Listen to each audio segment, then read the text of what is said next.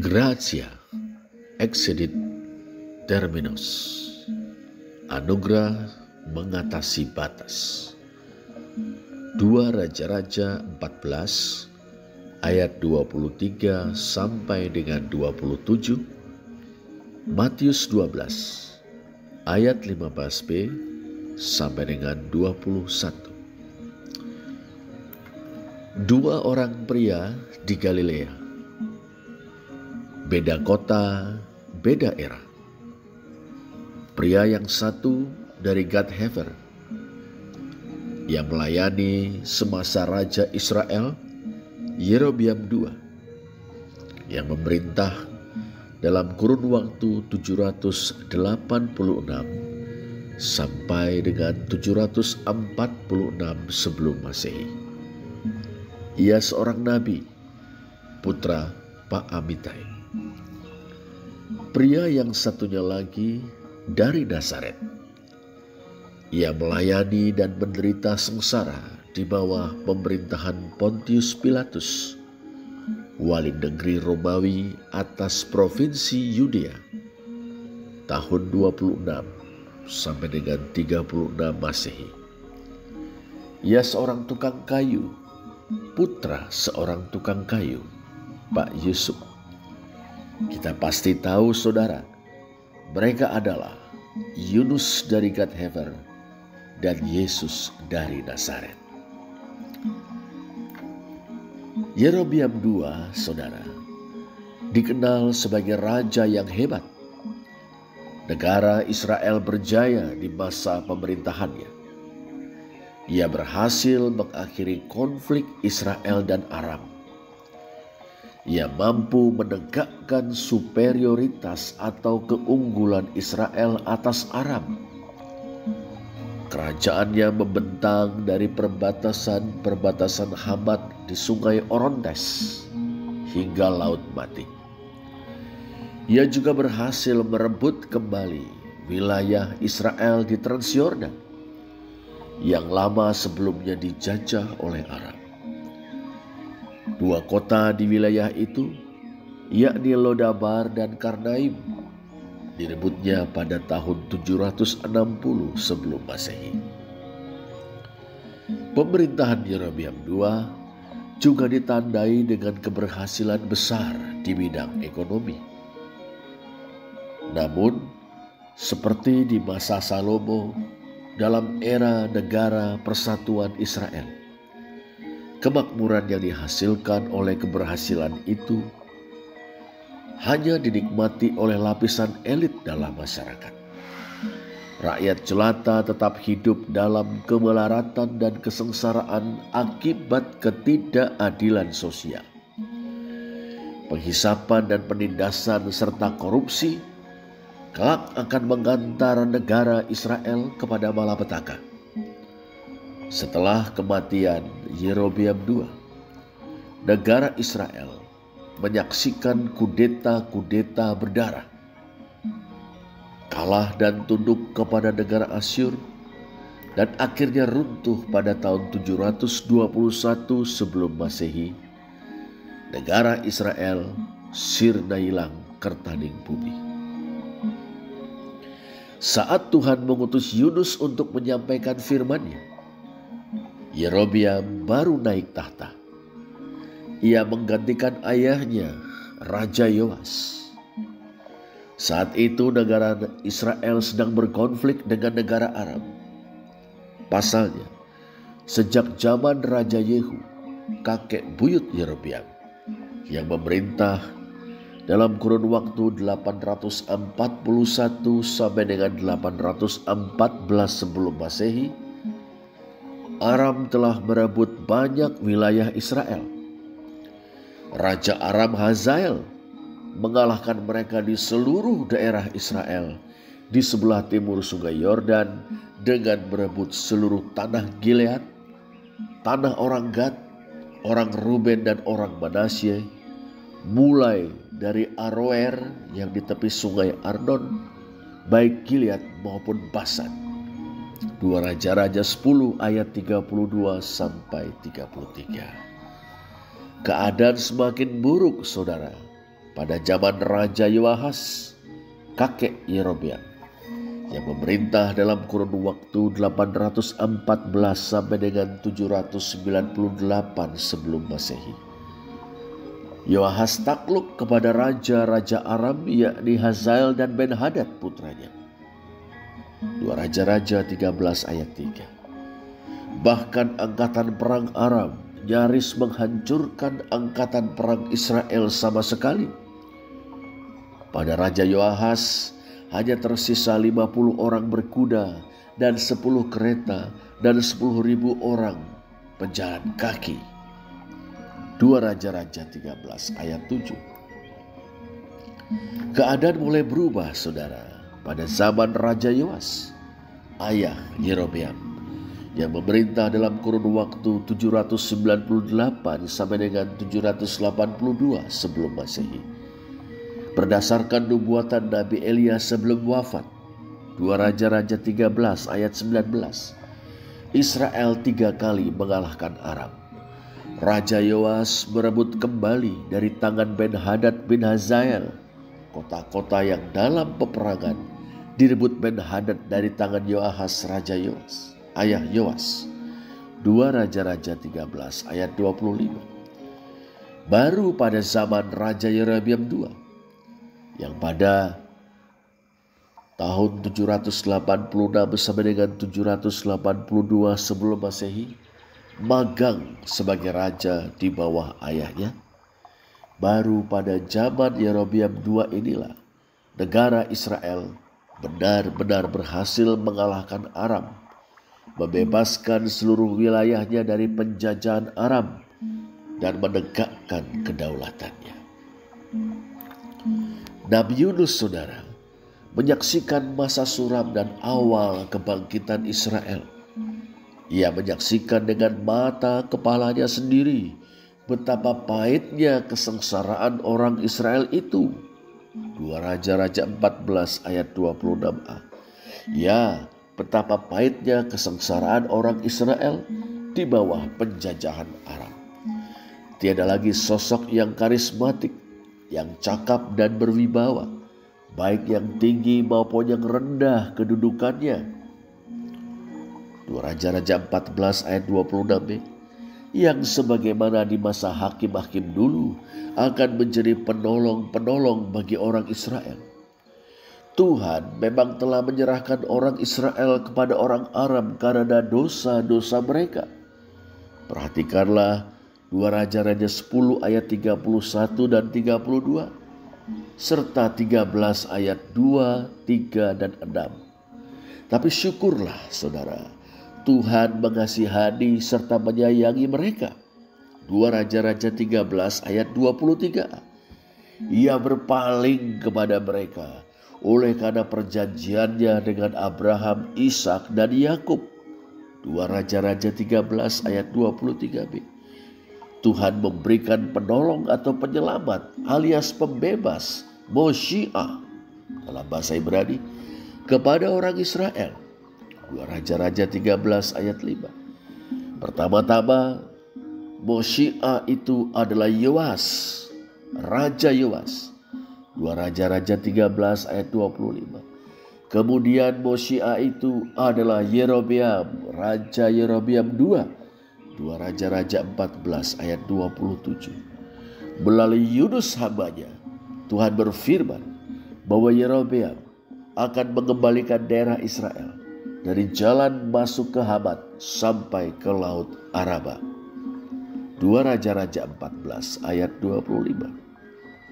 Saudara, kita dapat memahami sekarang keprihatinan dan kebahagiaan Yunus berkenaan dengan keadaan bangsanya.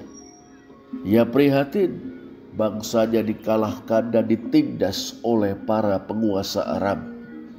Ia bahagia bangsanya bangkit kembali bahkan berjaya.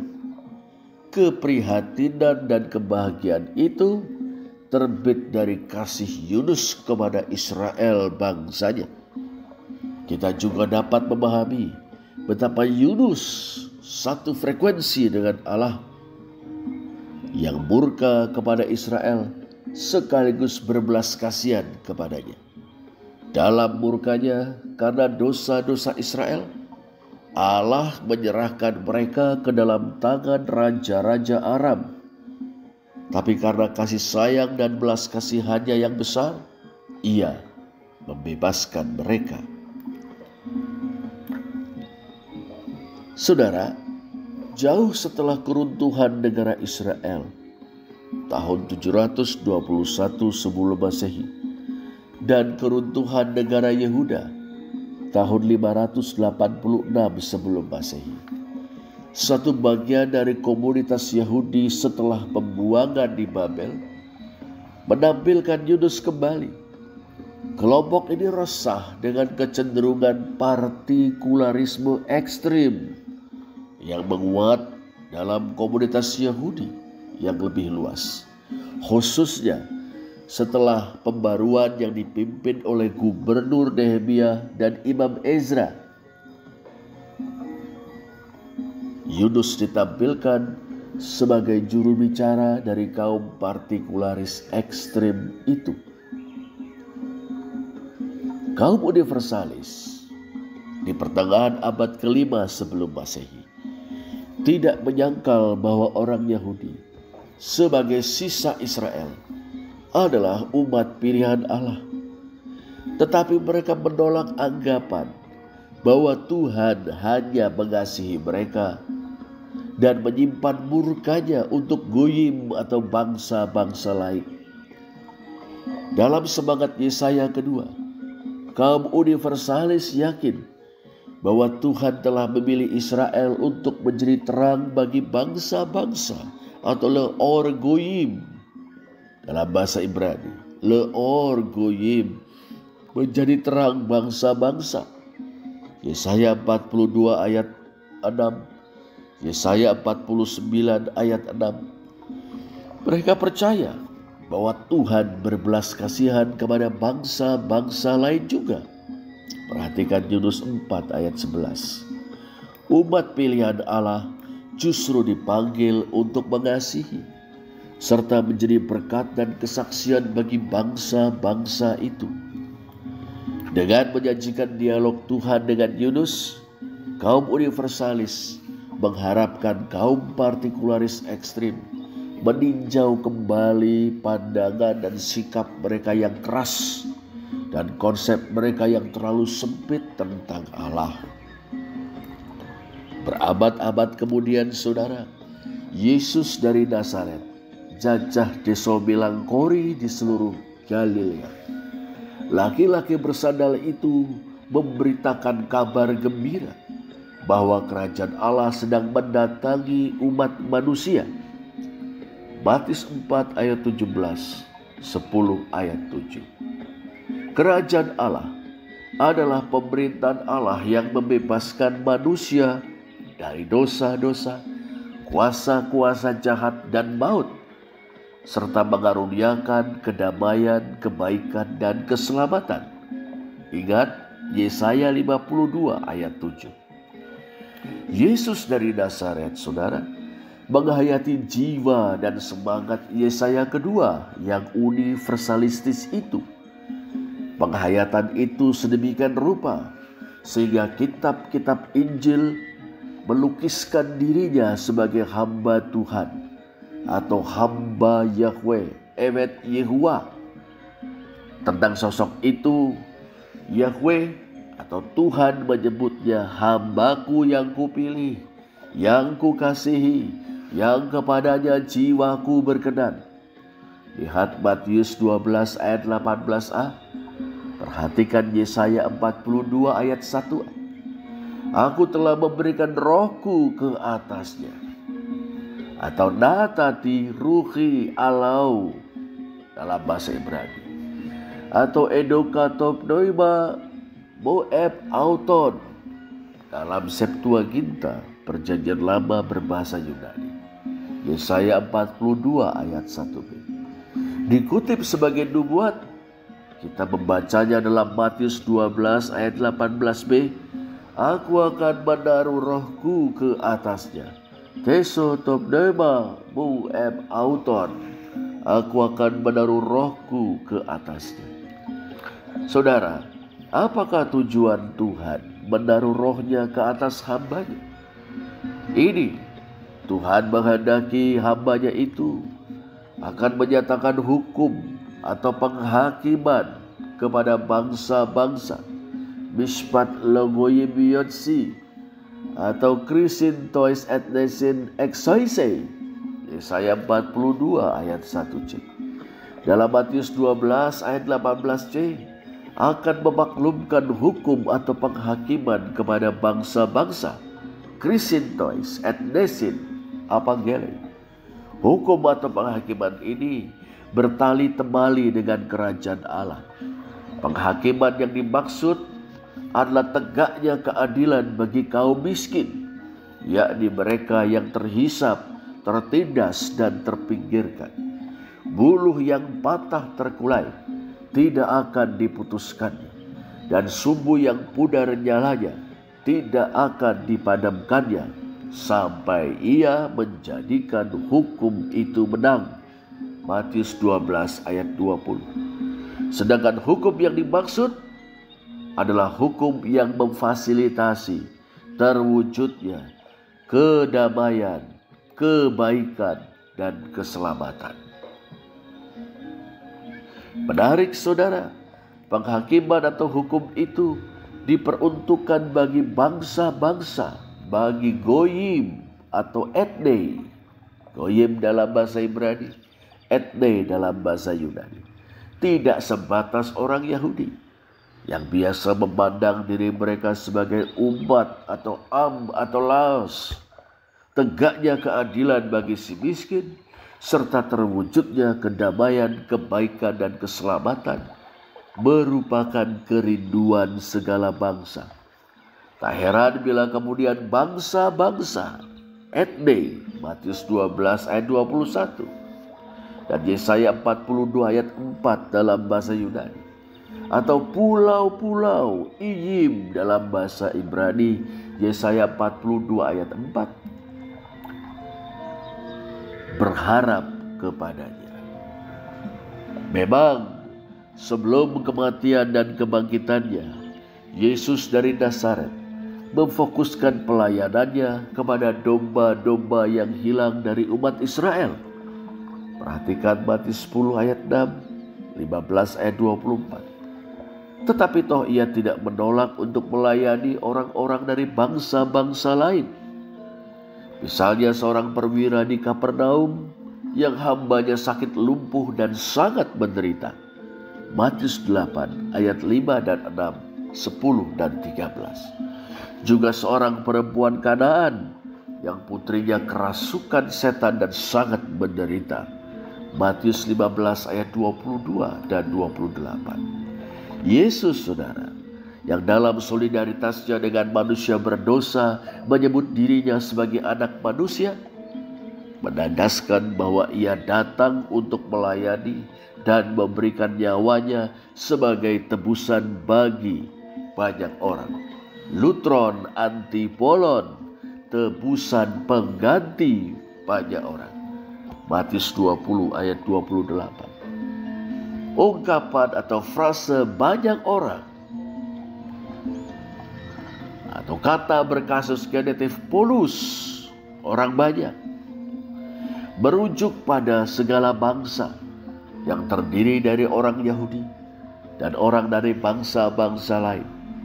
Demikian juga artinya dalam frase darahku, darah perjanjian bagi banyak orang. Hai babu tes diatekes to peripolon, Matius 26 ayat 28. Dalam terang ini saudara, kita membaca Matius 1 ayat 21. Yesus, karena dialah yang akan menyelamatkan umatnya dari dosa mereka. Umatnya holaus auto, inklusif sifatnya, mencakup kaum tebusan, baik orang Yahudi maupun orang-orang dari bangsa-bangsa lain. Setelah kebangkitannya dari antara orang mati, saudara, dengan mana ia menerima segala kuasa atau otoritas di bumi seperti di sorga, Tuhan Yesus mengamanatkan kepada murid-muridnya muridkanlah segala bangsa. Matius 28 ayat 19. Segala bangsa, panta ta etne, menjadi sasaran pewartaan Injil, baptisan, dan pengajaran Kristus Sang Mesias. Tuhan Yesus mengutus murid-muridnya untuk memuridkan segala bangsa.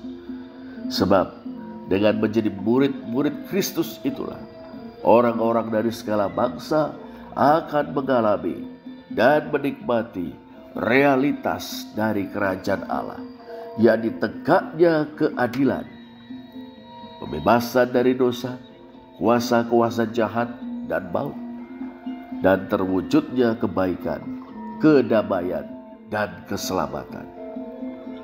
Saudara, dua pria orang Galilea, Yunus dari Gat-Hefer dan Yesus dari Nazaret, kedua-duanya membawa pesan pembebasan. Tapi yang pertama, Yunus dari Gat-Hefer telah dijadikan simbol partikularisme ekstrem alias pemahaman yang sempit tentang anugerah Allah. Sedangkan yang kedua, yakni Yesus dari Nazaret, seorang universalis yang mewartakan kabar gembira kerajaan Allah bagi semua orang, bagi segala bangsa, dan menjadikan dirinya sebagai tebusan bagi banyak orang, bagi segala bangsa. Pada Yesus dari Nazaret, saudara, yang tak lain daripada Yesus Kristus Tuhan kita melihat gratia excedit terminos, anugerah mengatasi batas. Pertanyaannya, berada di sisi manakah kita? Di sisi Yunus atau di sisi Yesus Kristus Tuhan kita? Terpujilah Allah. Amin.